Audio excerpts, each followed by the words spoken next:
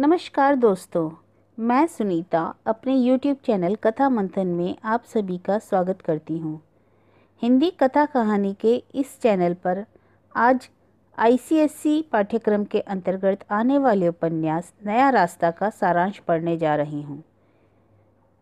इस उपन्यास जो कि कई अध्यायों में बटा हुआ है, आज इसका तृतीय भाग पढ़ने जा रही हूँ। इस उपन्यास से संबंधित सभी प्रश्नों के उत्तर, पात्रों के चरित्र चित्रण का विवरण आप हमारी वेबसाइट kathamanthan.com/नया रास्ता से प्राप्त कर सकते हैं। इसके अलावा आप हमारे फेसबुक पेज कथा मंथन पर भी हमें फॉलो कर सकते हैं। और आपका ज़्यादा वक्त ना लेते हुए मैं इसका तृतीय भाग पढ़ने जा रही हूँ। नीलिमा की विदाई के बाद मीनू घर आई, अपना सारा सामान बांधा और मेरठ के लिए प्रस्थान किया। मेरठ पहुंचने पर ही उसे ज्ञात हुआ कि उसके कॉलेज में वार्षिक उत्सव मनाया जाना है। हॉस्टल में चारों तरफ चहल पहल थी। सामूहिक नृत्य, गीत, नाटक आदि सभी कार्यक्रमों की तैयारियां चल रही थीं। मीनू को देखकर माया ने प्रस्ताव रखा कि मीनू का कथक नृत्य वार्षिक उत्सव में कराया जाए। मीनू ने कथक नृत्य बचपन से सीखा था, पहले स्कूल में तथा बड़े होने पर कॉलेज में नृत्य का कार्यक्रम देती आ रही थी। अभी भी कथक काफ़ी कुशलतापूर्वक कर लेती थी। हमेशा उसने कथक नृत्य में पुरस्कार लिए थे। लड़कियों के विशेष आग्रह पर वह कथक नृत्य करने को तैयार हो गई। यात्रा की थकान उसके चेहरे पे स्पष्ट दिखाई दे रही थी। उसने अपना सारा सामान उठाया और अपने कमरे में चली गई। सामान कमरे में रखकर वह फिर से पलंग पर लेट गई। लेटे लेटे वह अपनी अतीत की स्मृतियों में खो गई। उसे याद हो आया कि उसने मीरापुर कस्बे में खुले स्कूल में किस प्रकार नृत्य की शिक्षा लेना प्रारंभ किया था और 2 वर्षों में ही वह इस नृत्य में निपुण हो गई थी। जब वह 10वीं कक्षा में पढ़ती थी तब उसके स्कूल में एनुअल फंक्शन मनाया गया था। मीनू की अध्यापिका ने उसके कथक नृत्य को पेश करने के लिए कहा था, तो तब उसमें कितना उत्साह था।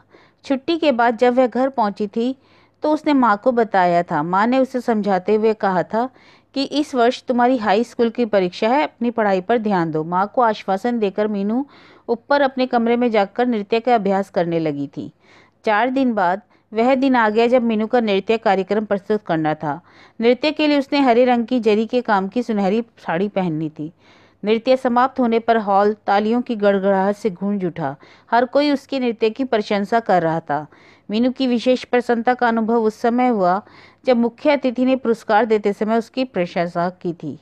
पास में खड़ी उसकी अध्यापिका ने भी मुख्य अतिथि से कह दिया था कि यह लड़की प्रत्येक कार्य में कुशल है, पढ़ाई में भी सदैव प्रथम ही आती है। घर पहुंचते ही उसने वह पुरस्कार माँ को दिखाया था और माँ से लिपट गई थी। इतने में कमरे में माया ने प्रवेश किया। मीनू को चुपचाप पड़ी देखकर मीनू के पास आई और उससे उसकी शादी की बात पूछने लगी। एक दिन माया ने मीनू से कहा, मीनू कथक का तो तुम्हें काफ़ी अभ्यास है, फिर भी 1-2 बार करके देख ही लो। मीनू ने कथक किए हुए कई महीने हो चुके थे, इसलिए उसने 3-4 बार नृत्य का अभ्यास कर लेना आवश्यक समझा। हॉस्टल में साधन तो था नहीं, इसलिए कॉलेज में नृत्य का अभ्यास करने का निश्चय किया। 4 दिन तक मीनू ने कॉलेज में ही नृत्य का अभ्यास किया। सोमवार का दिन था और मंगलवार को वार्षिक उत्सव मनाया जाना था। एक कमरे में मीनू नृत्य का अभ्यास कर रही थी, तभी चपरासी ने दरवाजा खटखटाया। मीनू के नाम मीरापुर से एक टेलीग्राम आया था। टेलीग्राम सुनते ही उसकी हृदय गति तेज हो गई। उसे घबराहट सी होने लगी। अभी कुछ दिन पहले ही तो वह मीरापुर से होकर आई थी। आखिर क्या बात है? उसने झटपट तार खोलकर पढ़ा। उसमें लिखा था, पिताजी बीमार है, जल्दी आ जाओ। और वह अपने घर जाने के लिए बेचैन उठी। शाम के 6 बज चुके थे। सीधे अपने हॉस्टल गई। मीनू को बैग में कपड़े लगाते देखकर माया ने पूछा, क्या बात है, कहाँ जा रही हो? मीनू ने उसे बताया कि मैं मीरापुर जा रही हूँ। अभी अभी टेलीग्राम आया है कि पिताजी बीमार है और मुझे शीघ्र बुलाया है। अब तो रात होने वाली है, इतनी रात को अकेली जाना उचित नहीं है, कल सुबह चली जाना, माया ने उसे समझाया। जैसे ही मीनू ने खिड़की से बाहर झांका, अंधेरा ही अंधेरा दिखाई दिया। इतनी रात गए उसे जाने में भय सा महसूस हुआ। उसने जाने का विचार स्थगित कर दिया और कंधे से अपना बैग उतार दिया। पलंग पर लेट गई। अब उसे इंतजार था कि उस प्रातः का जब वह स्वतंत्र पक्षी की भांति अपने घर को जा सकेगी। रात भर वह बेचैनी से करवटें बदलती रही। मीनू के पिताजी को दिल का दौरा पड़ा था। उनकी हालत नाजुक हो चली थी। घर में आशा, रोहित और उनकी पत्नी तीनों ही सब उनकी सेवा में जुटे हुए थे। घर में सब मीनू की प्रतीक्षा कर रहे थे। बड़ी बेटी होने के कारण पिताजी को मीनू से विशेष लगाव था। मीनू व आशा का ख्याल आता तो माँ बेचैन उठती। जिनको भी पता चल रहा था सब उनसे मिलने आ रहे थे। इस प्रकार उन्हें आराम नहीं मिल पा रहा था। सुबह के 9 बजे थे। मेरठ से पहली बस आने का समय हो गया था। सभी को मीनू का इंतजार था। तभी माँ ने मीनू को रिक्शे से उतरते हुए देखा। मीनू अंदर आई। माँ को देखकर उसका दिल भर आया। अपना सामान कमरे में रखकर वह माँ से लिपट गई। माँ ने मीनू को बताया कि तुम्हारे पिताजी को दिल का दौरा पड़ा है। डॉक्टर ने पूर्ण विश्राम की सलाह दी है। मीनू पिताजी के कमरे में गई। उस समय वे सो रहे थे। वह उनके पास बैठ गई। थोड़ी देर में उन्होंने आंखें खोली। मीनू को देखते ही उनके चेहरे पर खुशी का भाव उमड़ आया। पूछा, तू कब आई? मीनू ने उत्तर दिया कि अभी कुछ देर पहले ही आई हूँ। मीनू ने पूछा, आपकी तबीयत कैसी है? ऐसी ही है, कहकर उन्होंने अपनी आंखें मूंद ली। उनकी हालत देखकर मीनू का दिल भर आया। पास पड़े समाचार पत्र में प्रसिद्ध नृत्यांगना की तस्वीर देखकर उसे ख्याल आया कि आज उसका भी नृत्य का कार्यक्रम स्कूल कॉलेज के वार्षिक उत्सव में है और सबसे पहले उसी का नृत्य था। वह यहाँ है, इस समय कौन जान सकता है। माँ ने मीनू को खाने के लिए बुलाया। मीनू बोली कि भूख नहीं है। माँ ने उसे समझाया, अगर खाना नहीं खाओगी तो पिताजी की सेवा कैसे कर पाओगी। मीनू ने बिना भूख के ही थोड़ा सा खाना खा लिया। पिताजी के पास जाकर बैठ गई और लगभग 1 सप्ताह तक यही क्रम चलता रहा। सबकी सेवा व ईश्वर की कृपा से पिताजी की दशा में काफ़ी सुधार हो गया। अब वे धीरे धीरे अपने आप बैठने भी लगे थे। थोड़ी देर में बात भी कर लेते थे। मीनू की बुआ जी व फूफा जी बीमारी की खबर सुनकर मिलने आए। बुआ जी कुछ अधिक बातें कर रही थी। कुछ देर तो मीनू कुछ नहीं बोली, फिर वह चुप न रह सकी। मीनू ने बुआ जी से कहा, आपको सफ़र की थकान होगी, आप खाना खा लीजिए, इतनी देर में पिताजी थोड़ा और आराम कर लेंगे। एक दिन रुककर बुआ जी दिल्ली वापस जाने को तैयार हो गई और जाते जाते भाई को सलाह दी कि दोनों बेटियों की शादी कर दो। शादी के बाद तुम्हारी जिम्मेदारी कम हो जाएगी। माँ, मीनू, रोहित, आशा सभी बुआ जी और फूफा जी को कार तक छोड़ने बाहर गए। पिता बेटियों की शादी के विचार में डूब गए। माँ से कहकर मीनू को बुलाया गया। पिताजी ने उससे शादी कर लेने का आग्रह किया, किंतु मीनू ने साफ शब्दों में कहा कि उसे जिस मंजिल की तलाश है उस तक पहुंचने के लिए बहुत परिश्रम व यत्न की आवश्यकता है। यह सब शादी के बाद संभव ना हो सकेगा। आप आशा के लिए लड़का देखिए और उसकी शादी कर दीजिए, मैं अभी नहीं करूँगी। मीनू को मीरापुर आए 1 सप्ताह से अधिक हो गया था और उसकी पढ़ाई का काफ़ी नुकसान हो रहा था और वैसे भी अब पिताजी की तबीयत ठीक हो चली थी। डॉक्टर ने बस थोड़ा आराम बताया था। तो मीनू ने सोचा अब उसे मेरठ चले जाना चाहिए। मीनू ने माँ से कहा, यदि आप कहें तो मैं कल मेरठ चली जाऊँ। माँ ने उसे जाने की आज्ञा दे दी। सुबह उठते ही माँ ने चाय पिलाई। चाय पीकर मीनू अपने जाने की तैयारी में लग गई। चलने से पहले पिताजी के कमरे में गई। विदाई लेते समय उसकी आंखों में आंसू भर गए। पढ़ाई की विवशता के कारण उसे जाना पड़ रहा है। चलते समय माँ ने आशीर्वाद भरा हाथ उसके सिर पर रख दिया और उसकी सफलता व मंगल भविष्य की कामना की। मायाराम जी के घर में शादी की तैयारियां धूमधाम से चल रही थीं। अमित की शादी को सिर्फ 1 महीना ही तो हो गया था। जेवर, कपड़े, निमंत्रण पत्र आदि सब कुछ अभी बनना था। मायाराम जी अपनी पत्नी से विवाह के प्रत्येक कार्य में सलाह ले रहे थे। प्रीति भोज करने में दोनों की राय भिन्न थी। पत्नी का कहना था कि पहले ही मड़े पर सब बिरादरी वालों को खाना खिला देते हैं, परंतु मायाराम जी का कहना था कि शादी के बाद प्रीति भोज दिया जाए। बड़े घर की लड़की आ रही है, दावत नहीं देंगे तो लोग क्या कहेंगे।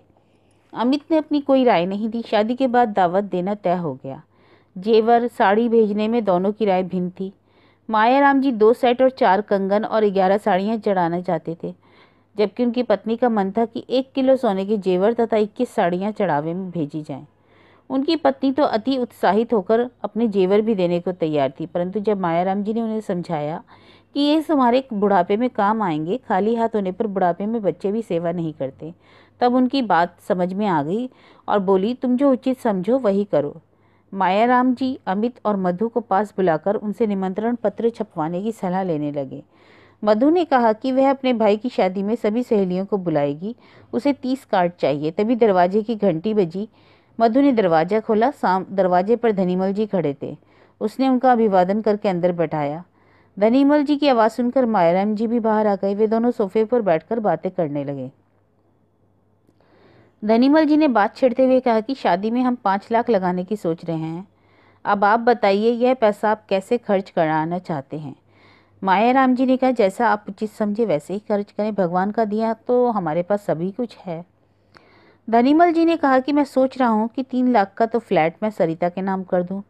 मायाराम जी चौंक कर बोले, फ्लैट का क्या करना है, अच्छा खासा मकान है हमारा, कमरे भी खाई हैं, परेशानी वाली तो कोई बात नहीं है। धनीमल जी ने उन्हें समझाते हुए कहा, आजकल के बच्चे तो अलग रहकर ही अपनी गृहस्थी बसाना चाहते हैं। मायाराम जी को क्रोध आ गया, बोले, क्या हमने इसी दिन के लिए अपने बेटे को पालकर बड़ा किया है। फ्लैट की बात मायाराम जी के दिल में चुभ गई। उन्हें यह आभास होने लगा कि यह सब धनीमल जी की चाल है और वे शादी के बाद अमित को हमसे अलग करा देंगे। मायाराम जी ने पूछा, क्या सरिता हमारे साथ रहना पसंद करेगी। हाँ हाँ, क्यों नहीं, आप तो जानते हैं कि सरिता कभी अपने हाथों से एक गिलास पानी तक नहीं लेकर पीती। सरिता छोटी बेटी होने के कारण बहुत ज़्यादा लाड़ प्यार से पली है। मायाराम जी भी उत्तेजित हो गए और बोले, अमित भी हमने कम लाड़ प्यार से नहीं पाला है। अमित हमारा इकलौता है बेटा है, उसकी हर सुख सुविधा को हमने ध्यान रखा है। धनीमल जी ने बात काटते हुए कहा कि आप यह बताएं कि यह रुपए किस तरह से खर्च करना चाहते हो। मायाराम जी ने कहा, रुपए की यहाँ कोई कमी नहीं है, अमित को एक फैक्ट्री लगवाई है, बस हमें एक सुशील बहू चाहिए जो घर में हम सब के साथ प्रेम से रह सके। लगता है आप नाराज हो गए हैं। धनीमल जी बोले, अभी मैं चलता हूँ, 3 लाख का फ्लैट मुझे देना है, बाकी 2 लाख कैसे खर्च करना है आप सोच ले। यह कहकर धनीमल जी अपनी कार में बैठकर चले गए। धनीमल जी की बात सुनकर मायाराम जी बहुत परेशान हो गए। पत्नी ने पूछा, क्या बात है। उन्होंने जो बात हुई थी वह बता दी। माँ ने कहा, अमित से पूछो, देखो उसका क्या कहना है। अमित को भी उनकी चाल पर क्रोध आ गया। मायाराम जी ने अमित से कहा, अब इस बात का फैसला बेटा तुम्हारे हाथ में है, जैसा तुम उचित समझो वैसा करो। आज अमित को अधिकार था स्वयं की जिंदगी के बारे में सोचने का। इतना बड़ा फैसला आज उसे स्वयं करना था। आज का प्रश्न। मीनू के पिताजी की हालत काफ़ी नाजुक हो चली थी। डॉक्टरों ने पूर्ण आराम के लिए कह दिया था। घर में आशा, रोहित, माँ तीनों ही उनकी सेवा में लगे रहते। उनकी यह हालत देखकर माँ बहुत विचलित हो उठी थी। प्रश्न 1, नाजुक का अर्थ बताइए और मीनू के पिताजी को क्या हो गया था, इस समय उनकी सेवा कौन कौन कर रहा था। उत्तर, नाजुक का अर्थ यहाँ पर गंभीर है। मीनू के पिताजी को दिल का दौरा पड़ा था, जो कि अभी बहुत गंभीर हालत में थे। इस समय पिताजी की सेवा मीनू की छोटी बहन आशा, भाई रोहित और उनकी माँ कर रहे थे। प्रश्न 2, माँ को कौन कौन से ख्याल बेचैन कर देते थे और क्यों। जब मीनू की माँ को मीनू व आशा का ख्याल आता था, वो बेचैन हो उठती थी कि पिताजी के बिना कौन करेगा इन दोनों की शादी, अगर पिताजी को कुछ हो गया तो हम सबका क्या होगा, आदि अनेक विचारों से उसकी माँ के मस्तिष्क में कौन जाते थे, इसी से वह बेचैन हो जाती थी। प्रश्न 3, घर में सबको किसके आने का इंतजार था।